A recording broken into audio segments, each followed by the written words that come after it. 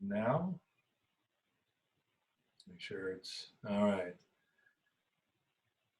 I think we're good. I think we're recording. So, want to welcome everybody to the third installment of After Two Beers. My name is Joel McCloskey. I'm co-owner and CEO of Four Saints Brewing Company, and with us tonight is Jay Pierce, because it is tonight. It's not tomorrow yet, but Jay Pierce is here with us, and Jay is the executive chef of Moselle's Fresh Southern Bistro in Winston-Salem. They do a fine Father's Day brunch, which Kristen and Estella took me to.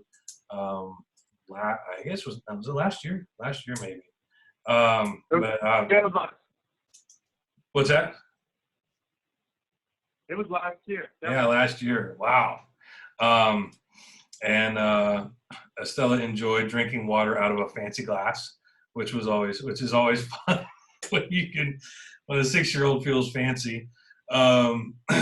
Jay and I met feels like a long time ago.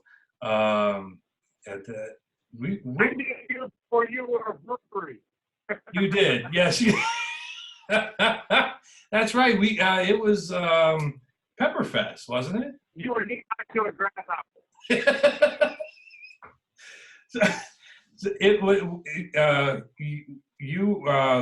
Was it Pepperfest out in Chapel Hill? This Bro Pepperfest, I think it was the first year or the second year that it was in Briar Chapel. Yeah. And our groups were next to each other, and I always show up late and underprepared for Pepperfest. I love Tammy, and I never say no, but I didn't always have the permission of the restaurant I was representing. You know, I'm like preaching in on 2 wheels with some sort of peppered dish. I think I had cow tongue that year and a butter bean pate, and you know, we were slinging food, trying to get people into it, and you had beer. We had beer. And I told her, I think I did Pepper Festival for like 10 years in a row. And I said, okay, Tammy, this year, I will agree to do it if my tent is next to a brewery. That's my condition. You know how far it is to walk to get beer? Like, I need to make friends. So that's how we met. Because you're like, we're gonna be, we make beer. We have beer. I think you have smoked jalapeno. I think you had a peach, some peach. Yeah. And that event we had brown. We had the St. Augustine jalapeno smoked brown ale. We had the peach Hefeweizen. Maybe stout one. Maybe, but I know those first two. You're right. Yeah. And you're teaching. Yes. And I'm like, you're gonna open a brewery. And he's like, yeah, we're gonna do it. And I said, where? And you're like, Aspro. And I'm like, there's breweries in Aspro? And he said, there will be. There will be. Like you were so calmly confident, not irrationally exuberant. You just had a good product. I think it was you and Kristen and Andrew, right? Yep. It was the 3 of you. And and you were just, I mean, naive, but not in a bad way. Like you're like, hey, we got something we love. We want to share with the world. And I'll never forget. You said, hey, look, if you like our beer, I want to send you something. And I'm like, ooh, more beer. You know, he said, I want to ask you to fill out an agreement or a promise. It wasn't anything legally binding. It was a promise that when we are able to sell beer, you're going to buy it. So the other way around. When you're able to sell beer, I agree to have a copy. Yes. You know, so I definitely put somebody else in the restaurant on the line and said, I will definitely buy that beer because I had that authority. I was in this beer, and then I learned that you took a stack full of those papers to the bank and said, look, this this beer needs to happen. Mm-hmm. This is how many people tasted this beer and believe they could sell it. And I tell that story countless times to people that said, you don't have a product if you don't believe in it, and you don't have a plan if you don't believe in your product. And like I love you, man. I know it's not what this is about. I mean, I know we have important things to discuss, but No. I don't think I've ever heard you tell that story, and I'm glad that I now have it recorded. But yeah, that was. I remember us being at that Pepper Festival, and everything that you described is 100% accurate. Up on two wheels, you came in, just kind of like threw things in, and you're like, all right, I'm good. Let's do this. And where's the beer? Yeah, it was for us. It was like we're like at this, we're in Chapel Hill, and we're in this like community thing, and like we were just like it was and I'll never forget the sky. Like the sky that particular day was just pristine. Like it was like I took a picture of it at one point, and because it was just like there was something about it. And we got to talking and tried your food, and we, I felt we connected. Maybe you felt it. I don't know. It was just like, and at the end of the day, like I remember we were driving back, and Chris was asking me about the day, and I was like, and this sounds creepy. All I could talk about was you, and like I was like, yeah, that Jay guy, he gave us some advice, and then we talked about food, and he enjoyed our beer, and he's gonna do the thing, and he's gonna sign the paper, and he just seems to get it. Like he seems to be like somebody I need to kind of like leech onto, and she was like, she was like, I can tell. She told me, she's like, I can tell when you find somebody that you just genuinely connect to. She goes, because it just it and from that point on, like from that restaurant to the next one to this one, and just everything in between, like you have always been this kind of like constant for me. Like we don't talk every weekend, but when we talk, it is always turns into this like exhilarating and deep, and like I walk, the kind of conversation I walk away from going, yeah, this is it. And I think it speaks volumes to you, and I feel that it comes out in your in what you do, and the places you go, and the concepts you work with, the food you do. And right now, anybody watching this is gonna be like, how much did each of these guys pay each other to pat each other on the back this much? We didn't. We just drank 2 beers. We just drank 2 beers.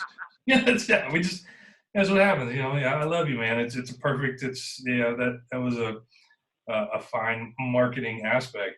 So speaking of your 2 beers, what 2 beers did you have? What beers did you drink prior to us hitting record?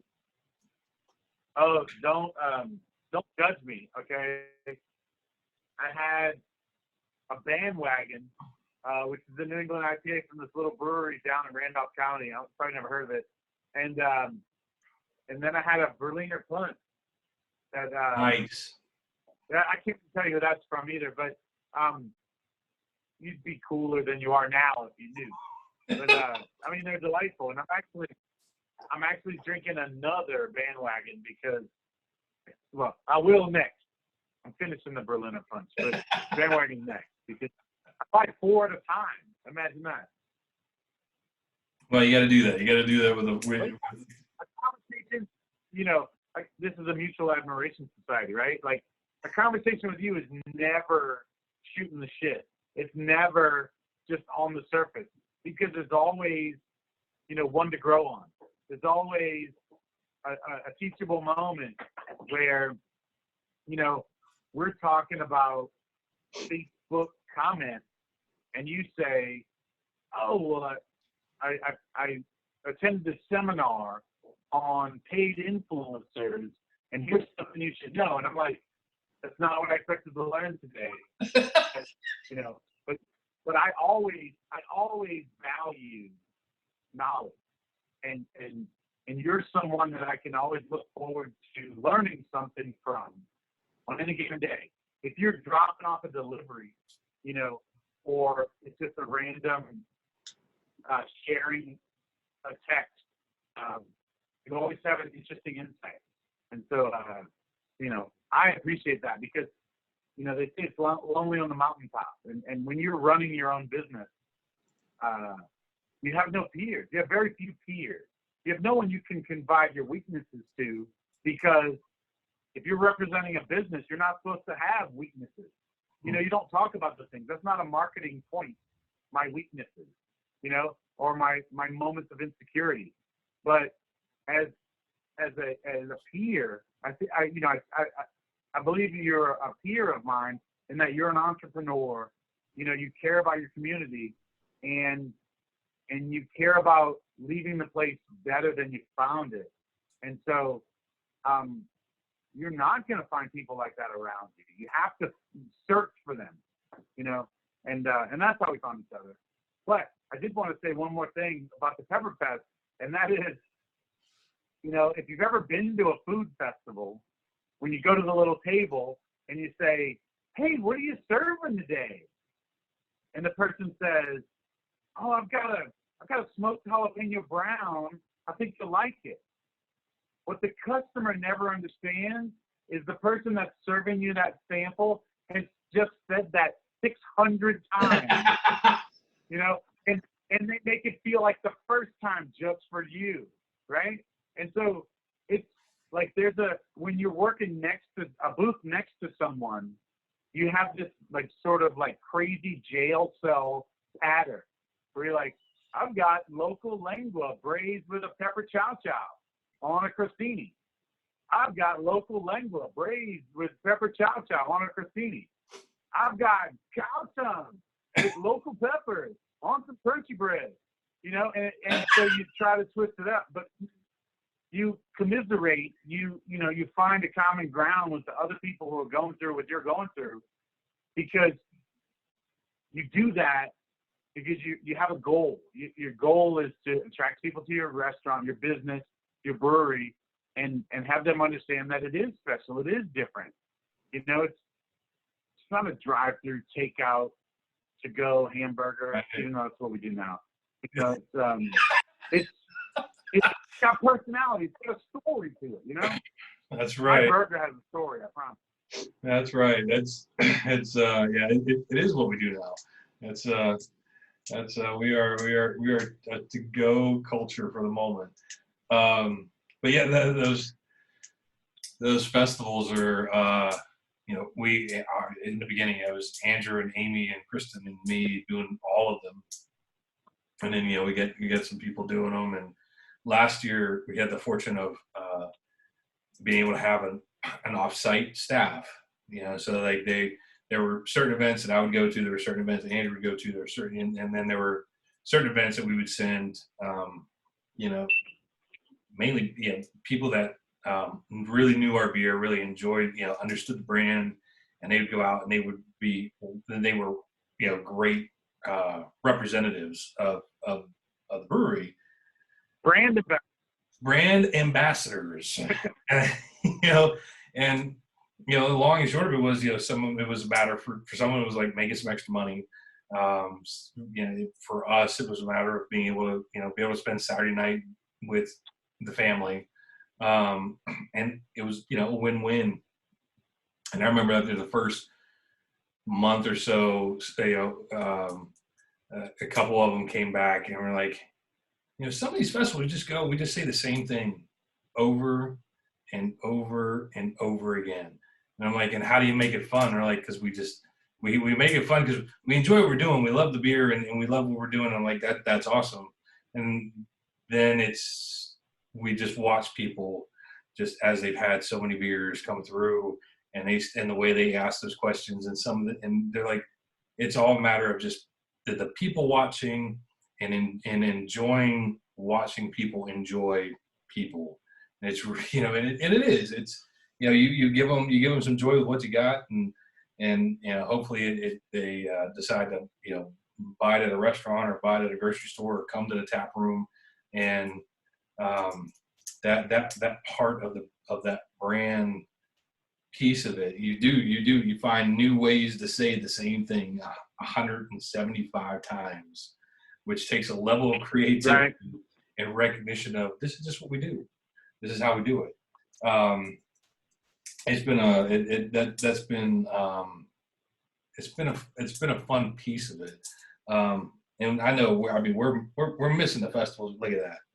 It's a magnet, isn't it? Yeah. Yeah.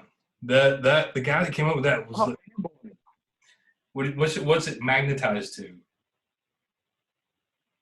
Oh, it's usually on my fridge. I pulled it to show off on this program. Is it BBC4? No, we're not that high. We're like BBC 7. That's gonna be. You're gonna have like 3 sets of rabbit ears, like doing their thing. But yeah, it's saying the same thing over and over again. Is part of it for sure. My goal with those things is really meet new people and then standing out. Because a lot of people are just going to put their product out there and want it to speak for itself. I'm not that naive. Food doesn't speak. Beer doesn't speak. But if you present it, if you frame it, like we're a presenter. If you frame it and they go, I got to go back and visit those folks, then it's worth my time. Right. It's that human connection. That is that experience piece. It certainly matters. There's one of my favorite quotes. It's not. I think Andrew to a degree agrees with it, but it's not. I promise you, it's not one of his favorite quotes. And I can't tell you. I can't remember who said it, but it was. Some of the best beers I've ever had were less about the liquid in the glass and more about who I was with and when we were drinking it. And so, like, I love you, Andrew. Yeah, the beer that he does is fantastic, and it's tremendous. And I am biased in 100 different ways, but it is also the main beer that's in my fridge because it's the beer I choose to drink. But some of my favorite beers when I think of them, when I go back, when I was only when I was 21 because I didn't have any beer younger than 21. But I think about I think about some of my favorite beers and some of my favorite drinks, and at that point it wasn't a matter of what I was drinking, but it was a matter of who I was with and what we were celebrating and what we were doing, and so out of that, what is one of your or I won't say I'll say what is one of your most memorable beers that you've ever had? Like what? And I'm gonna and it can't be Pepperfest. Well, I'll tell you. I like malty beers. Yeah. And when I was in high school, I didn't drink beer. I drank sweet wine like Reed Pete and Strawberry Hill. And then I went to college and I didn't drink beer. And talk about an outcast going to a kegger and going, "Yeah, y'all got anything else?" And so I flunked out my first year at LSU. I moved back to New Orleans, and I'm going to UNO, University of New Orleans. And there's a bar up in the Riverbend area near Tulane called Cooter Brown's. And this is early 90s. And I go there, and, you can get a dozen oysters on the half shell for $3. They had a fried seafood platter. It was literally one cook. It was a bar. They remodeled and they had 150 taps, whatever. But, you know, in the late 80s, early 90s, they were just known as the place that had non-American beer. And so I went in there because I'm like, you know what? I'm going to like beer. And I went up to the bartender because it was early and you could talk to a bartender. And I said, hey, I don't really drink beer. I like Jägermeister, but you've got 100 beers on your beer list here. What would you recommend to the guy that doesn't drink beer? And he said, you like toasted peanuts, like roasted peanuts? And I said, I do. And he said, Samuel Smith Nut Brown Ale. It was $4.25 for a 12-ounce bottle. And I'm like, dude, that's like 2 beers. But it's in a 12-ounce bottle. Like, what the hell? Right? Yeah. And so I bought it. Because like, quest for knowledge is number one for me. Like, I want the experience. But I want to know what there is out there that I don't know. So I tasted that beer, and I'm like, it's not beer. Like, this crap that my dad's been drinking in his garage, that's, like, I don't know what that is, but if this is beer, I want in. You know, and so I did the around the world, you know, there, where you taste one beer from every country and you get a T-shirt. And then I ended up picking my grades up and going back to LSU to finish my study. And I was working at Outback Steakhouse. And this bar, the Chimes, that had around the world also, you know, one beer from every country, get your name on the wall, and a T-shirt. I did it like 6 times. The 5th time I got a sweatshirt. You know, but I'm like, I want to taste the stuff I've never tasted before, you know? I want to taste it. And so there was no craft beer at that time. Like Burt Grant from Yakima, you know, Sierra Nevada. That was, you know, Rogue. There was some Rogue. Anyway, I remember these other line cooks. Like, it was like one of my first cooking jobs, 1994. These cooks are like, I bet you can't drink a yard of beer in less than 20 minutes. And I said, I can drink a yard of Guinness in 10 minutes. Nice. And they're like, no way. For $20. I won $20. I drank a yard of Guinness in less than 10 minutes. You know? And so, did the Guinness taste different? It was colder, I think. It hurt more. But it is. There's a place around those beers, you know? Like, I can't remember the first time I ever had Celebrator Doppelbock. But to me, like, it just exists outside the realm of beer. Mm-hmm. It doesn't taste like beer. It's its own thing. Yeah. You know, and I saved the little coat on the string, and I'm like, what are you going to do with that? I don't know. You just can't throw it away. I mean, it came with the bottle, right? Like, I remember the first time I tasted Hogwash from Full Steam. Yeah. I was in Mississippi, and Sean was to raise money to start a brewery, and I was at the same conference, and I'm like, you can't smoke beer? Like, that's crazy. How do you smoke beer? You know? And, like, it's just one of those things where beer has become an expression for who we are. And I think the rage of IPA today shows us how shallow we are, because none of them are different. But we pretend that they are. We pretend they're different. You know, I walk into a brewery to go play trivia, and they have like 7 IPAs on. And I'm like, can I get a brown? Do you have a brown? Like a brown that's not hoppy? Like a brown that's just, I don't know. And can I not have an Imperial Saison? Because what the hell is that? Is this not like, isn't that like what the farm workers are supposed to get Saison? What's an Imperial? Do you mean you screwed up? Like I get experimentation and expression, but ultimately it's got to be grounded in something. It's got to be a human beverage. It's got to be a human experience. And yeah, you know, drinking alone is different. And this isn't drinking alone. No, we're not drinking alone. Yeah. No, that idea of beer as an expression, and it's our Four Saints beer, I think, is it's a great expression uh, of Andrew on a whole, because I mean he does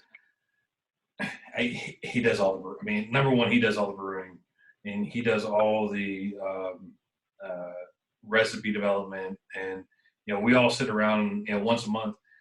Uh, Andrew and myself and our sales guys and anybody else that wants to, we sit around the table once a month and we talk about production.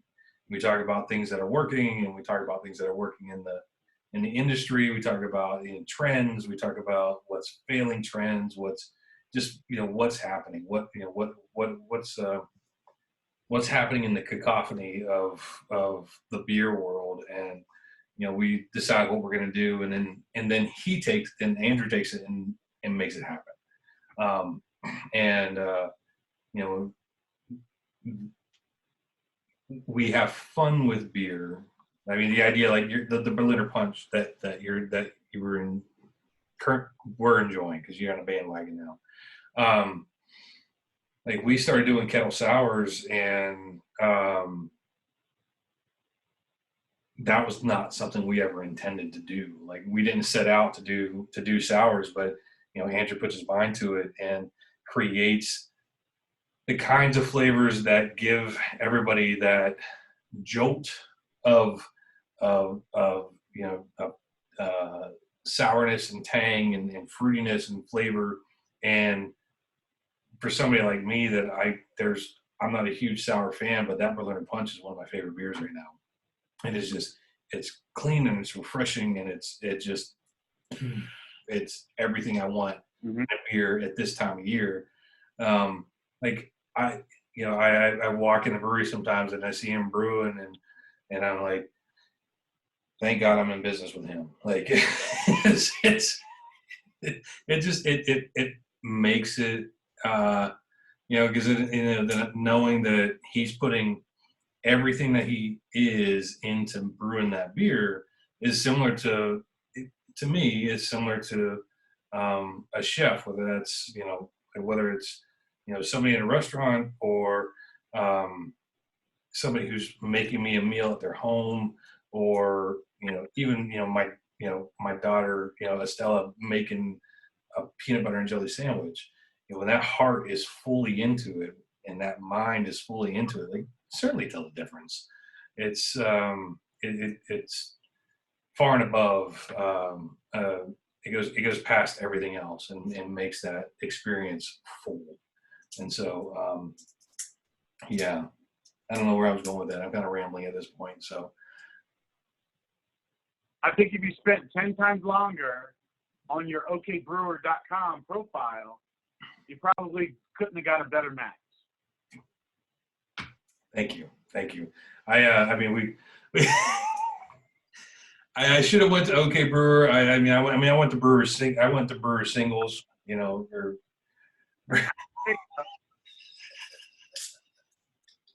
not where people meet. No, man, we should have. I mean, I guess if we didn't go to Match.com, we went to Malt.com. I mean, we could do this all night. But I'm going to ask you the question that I'm asking everybody, completely derailing any kind of cognizant conversation at this point. Because the email that I sent out about doing after two beers, the one question I asked that I said I would ask, and so I want to make sure that I keep my word, had to do with favorite cereal when you were growing up. So favorite cereal? Yeah, favorite cold cereal as a kid, and then favorite cold cereal now. Like, how has okay? I didn't read the whole. I didn't read the whole email. Like, it said, "Hey, you want to have two beers?" And I'm like, "Yes, click yes, send." But I'll tell you what. Like, I'm a Gen X baby, and I'm a latchkey kid, and from way back. And my mother would not let us have sweet, trashy cereals. So Oh, we couldn't have Captain Crunch, Pebbles, or anything. No, we had trashy cereals. Don't get me wrong. They just had the appearance. So with Apple Jacks, we could have Apple Jacks, but not Fruit Loops. Apple Jacks are made with apples. Come on. is apples that apple? Yeah, that apple. Right? All right. Okay. So as a kid, my two favorite cereals, and my number one, so Apple Jacks was number 2, but that's not your question. Your question is, what was your favorite cereal as a kid? And it was Golden Grahams. Golden Grahams was my jam because you didn't even need milk. You could eat it like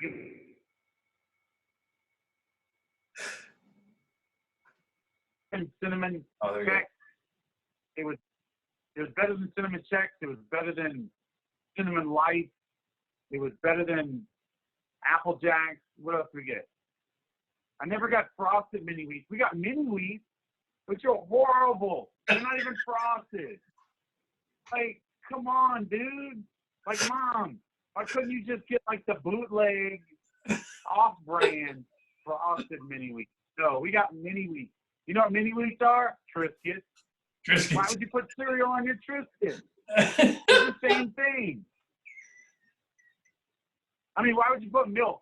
Can you imagine milk and Triscuits? That's horrible. So anyway, my dad Well, had to eat those. Yeah. Triscuits have one thing that shredded wheat doesn't. Because Triscuits have just that little bit of salt.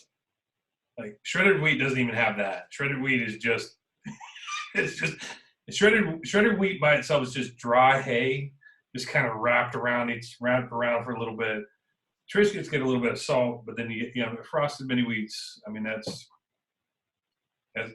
Right. That's drugs. That's what started the crack epidemic. I had totally until you mentioned it, I completely forgot about Cinnamon Life. I completely forgot about that cereal right there. We used to have Life used to come in. We had Life all the time. Life cereal, but just it was just more condensed checks. Like, it was just big denser checks with just like a little bit of sugar. But the cinnamon, I totally forgot. Yeah, Life, Cinnamon Life. Wow. That's Chex, Rice Chex. Wheat Chex is bull, dude. But Rice Chex was pretty good. And remember Honey Smacks?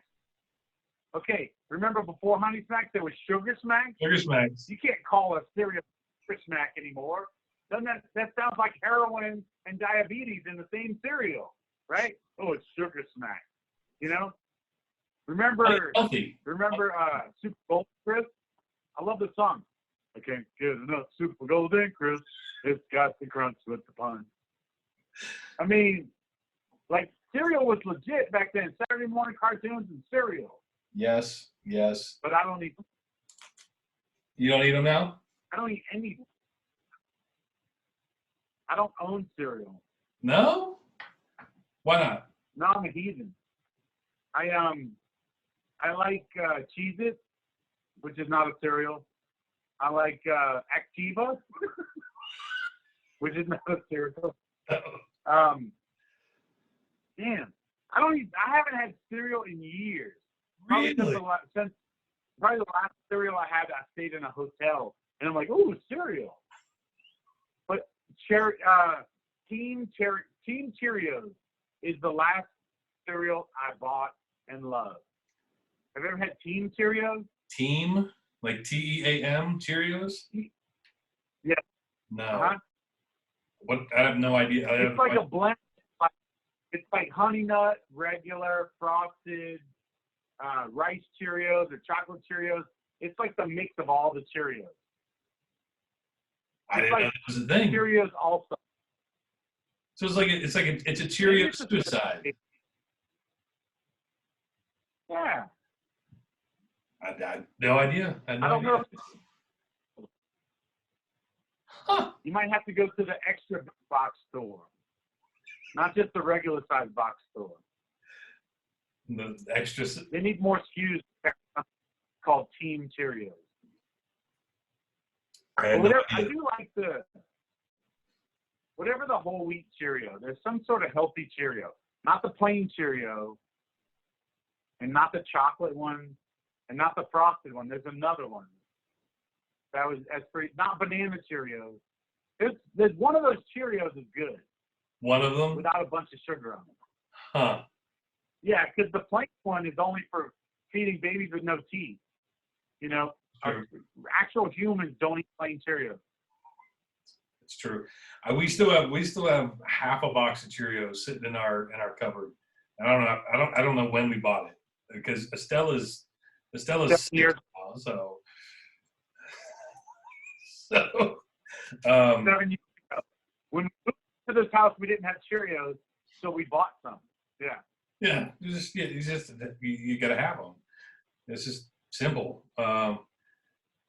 So do you if you don't do cold cereal, do you enjoy hot cereal? I mean, you do oatmeal, steel cut oats, cream of wheat. I don't breakfast much. Okay. So, I'm on this intermittent fasting thing right now, Gotcha.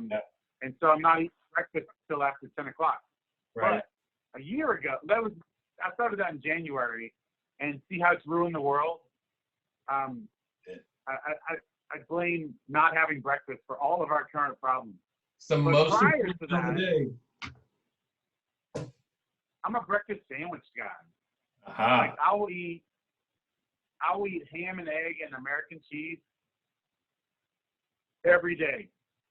I'll eat cold pizza, ham and egg, American cheese, kimchi fried rice with an egg for breakfast. I love eggs for breakfast, but I've tried to cut out the bacon. I don't know, like I don't have rules. I don't drink beer for breakfast currently, but I'm open to suggestions. Yeah. Well, if we ever come up with a breakfast beer, I will let you know. Breakfast sandwich. Breakfast. It's hard to beat a really good breakfast sandwich. Now, when you talk about breakfast sandwich, Yeah. you're talking. Does your bread matter? I mean, like, is croissant, biscuit, English muffin, sourdough, like all that's okay? Like as long as it's 2 pieces of carbohydrate. So biscuit, like if I make a biscuit, it's too crumbly. You can't make a sandwich out of it. I love a crumbly biscuit, but I won't even put butter on it. I just eat biscuit. If I make a biscuit, no jam, no nothing. Just everything's in there. Like salt on top, butter inside, right? If I want a biscuit sandwich, I go to Biscuit Factory in High Point. That is the bomb. Really? You go to Biscuit Factory, you get the coin plus egg plus cheese, and it's like a $6 biscuit now. But hands down, best biscuit sandwich in the triad. I promise. Biscuit Factory. Yeah. I've not had it. They got little stickers called beef back, you know. But at home, I like a something with a bunch of seeds in it. Like my breakfast, like a Killer Dave or Aldi sprouted seed bread or something that's like lots of seeds and whole grains. Yeah. I use mayonnaise. I like baby kale, 2 slices of ham, 2 eggs scrambled. 2 eggs is too much. It falls over. But, you know, I end up eating the stuff that falls out in there. Right. And then another piece of bread. Now, your ham and that'll fill me up. I'm not hungry till 2 o'clock. Are you talking like country ham, or are you talking about like Black Forest ham, honey ham, Virginia ham? Like Easter ham. Like buy Easter ham and slice it all up and freeze it in Ziploc bags. We just finished our Easter ham, and yes, I think once a month, if you can, you just make a ham, and you just for no reason, and because then it just sits in the fridge, and you go, what are we gonna do for dinner tonight? Oh, just get the ham out, and let's cut some ham up, and we'll toss it in some rice with some vegetables, and now we've got this, American thing, fried, stir-fried thing. So where did you grow up? Southwestern Pennsylvania. So you take Pittsburgh, you take an hour southeast. That's where I grew up. Okay. And so if there was a default meal, what was the starch that you ate it on? Like for dinner, like we were eating leftovers and we're going to throw a starch at it. What was the starch? Potatoes? Yeah, pretty much, yeah. Always potatoes, yeah. Potatoes, Like that was easy. What's that? I said roasted potatoes or mashed or something like that. In my family, it was mostly mashed, mainly because my mom loved butter, so she would mash up the potatoes and then just throw like a Paula Deen obscene amount of butter into them. And we loved them; they were great. And so so mashed potatoes with a ton of butter. Parsley potatoes. I remember parsley potatoes.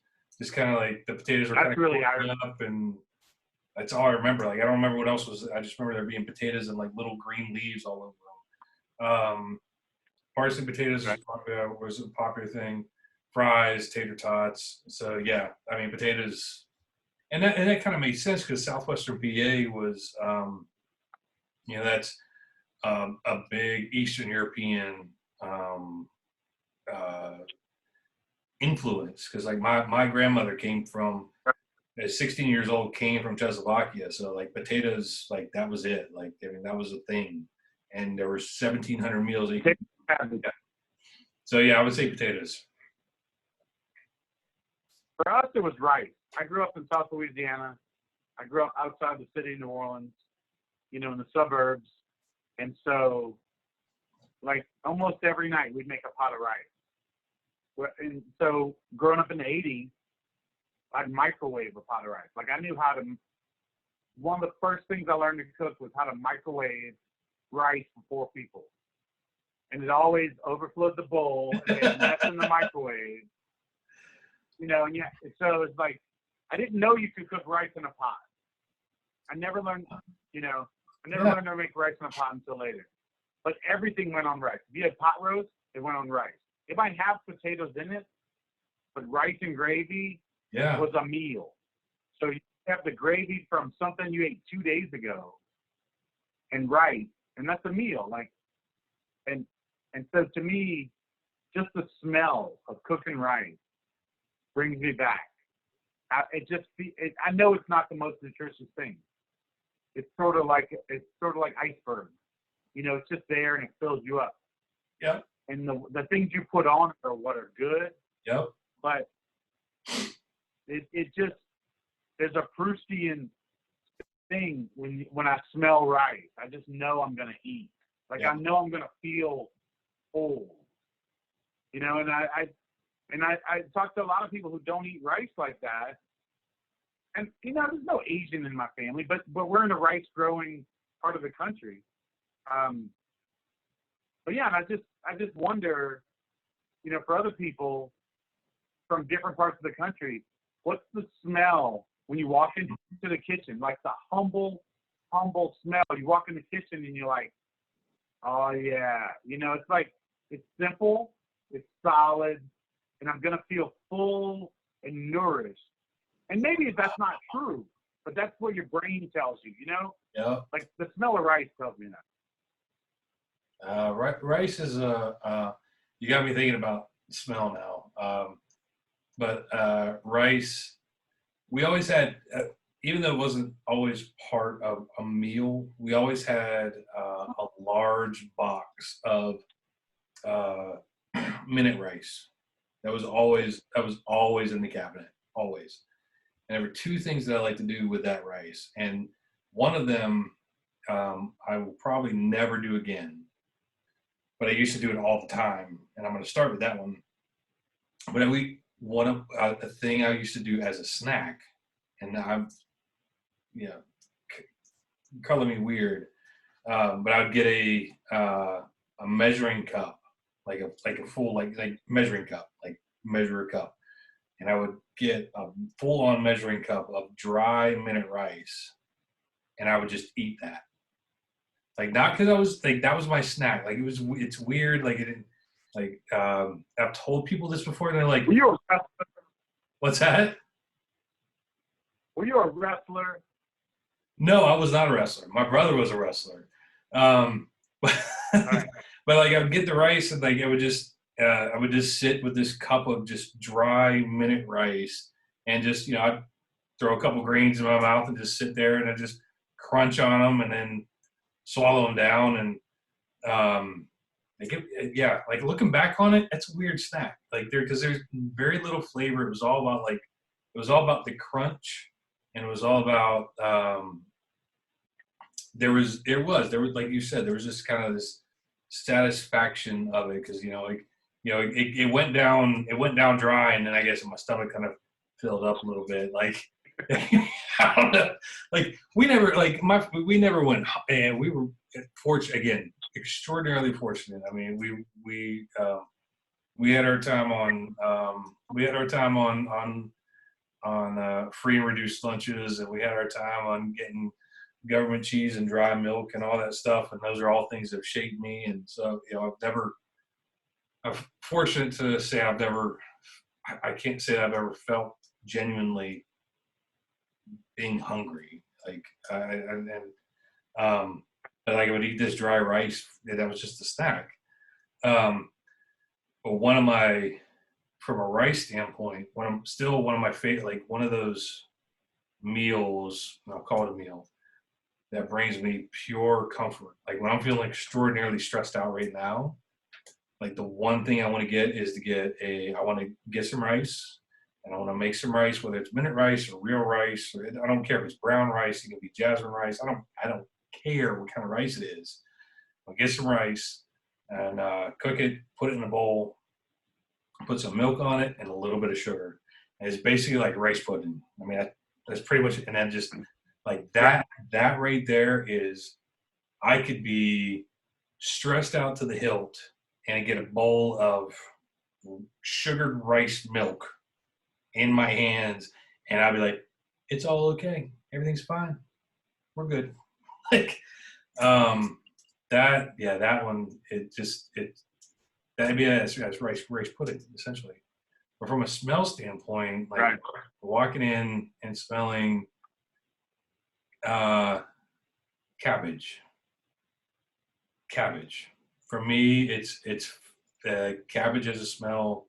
Reminds me of my grandma's house because it was Czechoslovakian, so halushki, all egg noodles with cabbage, halushki with some ground beef and tomatoes, cabbage rolls, just flat out just steamed cabbage with a little bit of salt and pepper. Like cabbage for me is that's the smell. Like it says that, like I'm gonna term that rootiness. Like it's just like things are gonna be okay. Family's here. That's what it is. Yeah, for me it's cabbage. Right. I need to make That's some awesome. whiskey. Because that's not something that, because again, it's humble. It's humble. And so when you were talking about beer being more than just, hops and malt and water and yeast in a glass that you're consuming, alcohol. And to me, that's the way I view food. Because food is of a place, and food evokes memories, and people seek comfort in their food, and in times of uncertainty, they want less adventure in food. They just want to be reminded that everything's going to be okay. Yep. And so whether it's smells or sight or taste or food can provide that. And there's another thing that we're not talking about that is really instrumental in easing people's minds, in taking care of people, but I think it's sort of a lost art in our country, and that's hospitality. And so, you as an individual as a barkeep, as a hostess, as a server, as a a waitress, you can fill that void. That's another sensory role to fill, that of hospitality, where you make someone feel comfortable and taken care of. And I think that's underappreciated. Right now, that's a luxury. And so it's not like we miss it, because we haven't had it for so many years. We've been living such harried lives, running from board meetings to soccer games to, to whatever. And I think hospitality is what is the phoenix I hope to rise from the ashes of our businesses. But, that the people who understand the human connection are going to be the businesses that survive. Yeah. Because we're human beings, man. We want to be treated like human beings, not like serial numbers. That's the difference between a brewery and beer. It's people. I give you that. And the reason your place is a community center is because of people, not just because of the beer. Beer is one part of it. Mm-hmm. And I look forward to taking your rightful throne. Rightful throne. Nice. Well done. Well done. What's the last time that you walked into a restaurant and experienced all of what you just said? Like, and I mean, we're gonna take your current, we're gonna take Mozelle's out of it.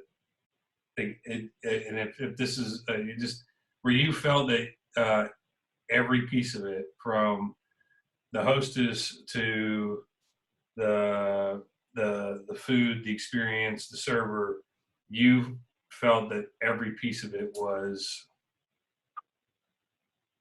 just. It's a fool's errand to try to achieve that in your own business because you know too much. So I would say the last time I had a meal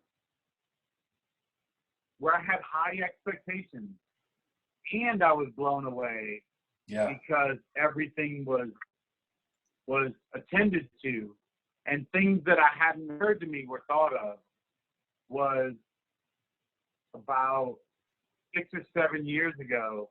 The first time I went to Curate in Asheville, when they were still in one little slot before they expanded.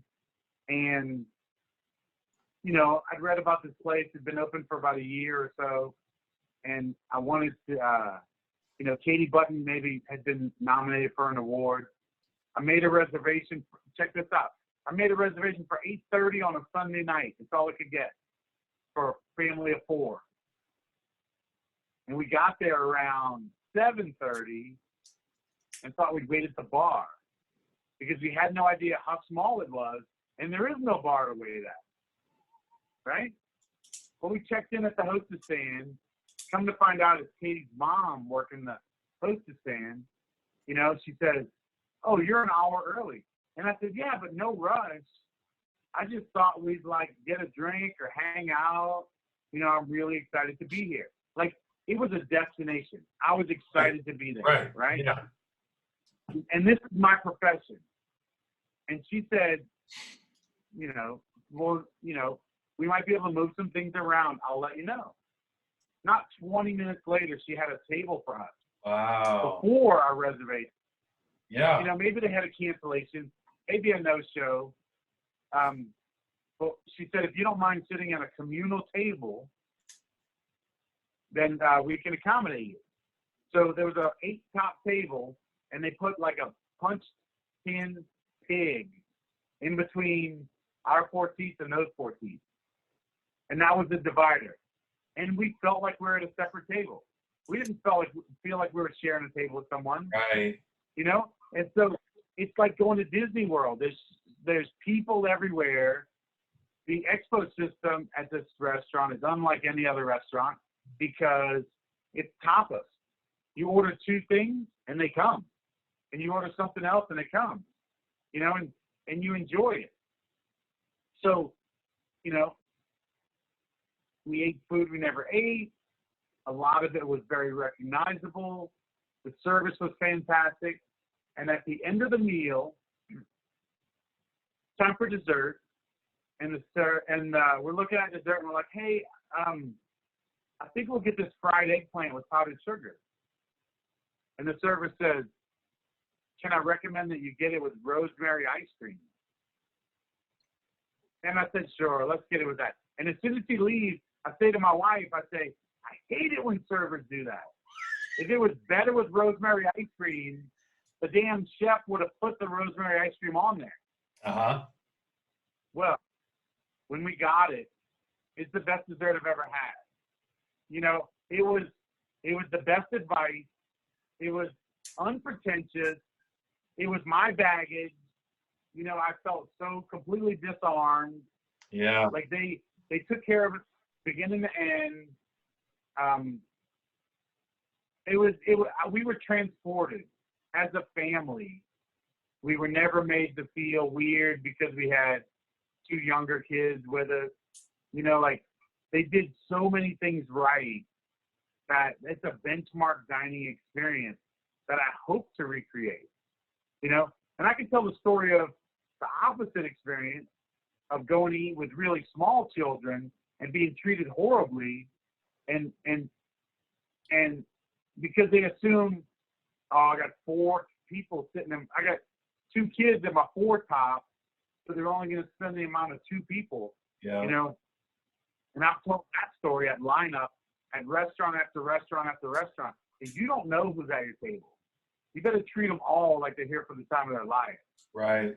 You know, just because you get in a high chair doesn't mean they suck, right? Like, so anyway, like, this is my life that I'm choosing to pursue, and there are shining lights along the way that remind you why you're on this path. And Kurate is definitely one of those places where I get it. Like you don't realize how short you fall in your goals, professional goals, until you go to a place that nails it and you say, oh my God, like, it's not easy, but they're doing the hard work, you know? Yeah. Yeah. We Andrew and I, we experience that every once in a while. We go to a different brewery and go, why aren't we sit down and we get the service and have the beer and just everything, you know, you can't help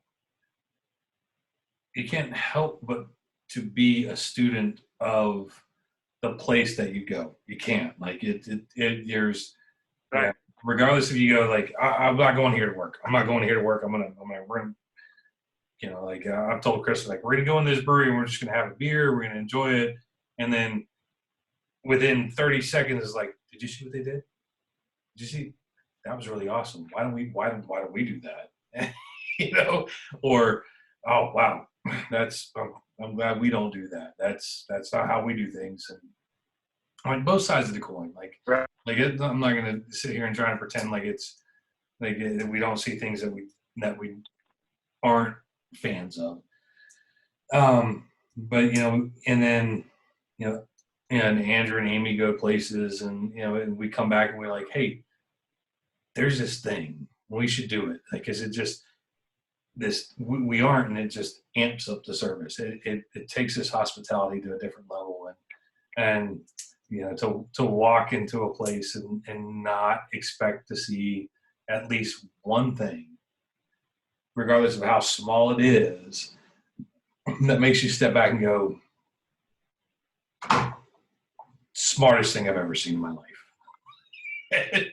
Right. Yeah, and it's I think if, you know, in any business, and to look at somebody who is to some level a competitor and go, what are they doing that we aren't? And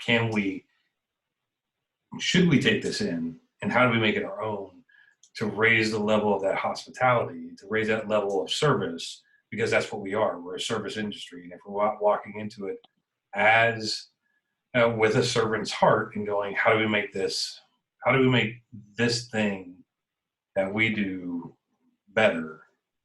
We're not really doing our job. We're not doing it to the extent that we can do it.